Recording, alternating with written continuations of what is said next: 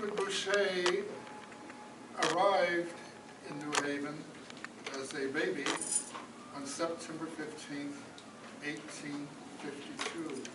In many ways, he had arrived already because his father had been in New Haven and on the Yale campus quite a few years before him. He had arrived in the company of a Yale College student from Charleston, South Carolina. A lot of people in New Haven from Carolina, the Carolinas, I should say. He arrived in New Haven on the Yale campus in the company of a Yale College student, and his title was body servant from Charleston, South Carolina. You should be able to figure out why he was here and what his job was. He grew up in New Haven, born and raised in New Haven, educated in New Haven, the Otterson Street School, which was a school devoted to teaching black youngsters, taught by the first black school teacher in this city, Vashti or Vashti Duplex, all members of the Temple Street Church, which it was called then, now Dixwell Avenue Church. There's a legacy there somewhere. His father and his, what shall I call him, master, remained in New Haven after the master completed his studies at Yale. Both married, both had families, both had sons.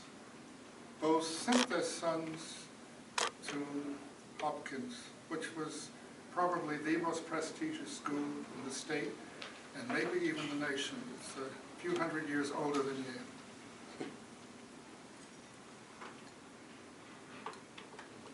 The servant's son graduated valedictorian. And we all know what that means. He should have had the privilege of speaking. He was not given the privilege to speak, but he graduated with the highest honors from his class at Hopkins. He simply gets up and enrolls in Yale College, where he majored in physics and math. And again, he graduates with the highest honors in 1874. Orations, but he did not speak. You may guess why he didn't speak. His classmates sang some very insulting songs and read insulting poems during class day, and it just went right over his head. He rose again, enrolled in the oldest, the first graduate school in the country, Yale, and earns the first PhD ever awarded to a person who looks like many of us in this room. His PhD was in physics.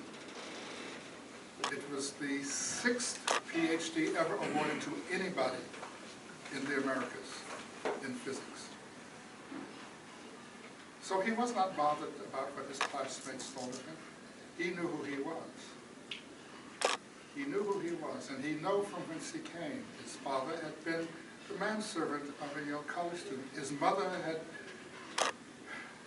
taken care of the laundry of his classmates during a time when Yale students were known primarily because of their wealth and their social standing. His mother was cleaning and ironing their clothes. I'm sure Edward Boucher arrived in class with the white t-shirt on campus. And I'm sure he arrived with more determination than anybody enrolled in Yale at that time. He earns a PhD in physics in 1876, the 6th PhD ever earned in the Americas. He is the first person who looked like many of us in this room to earn the PhD in any subject.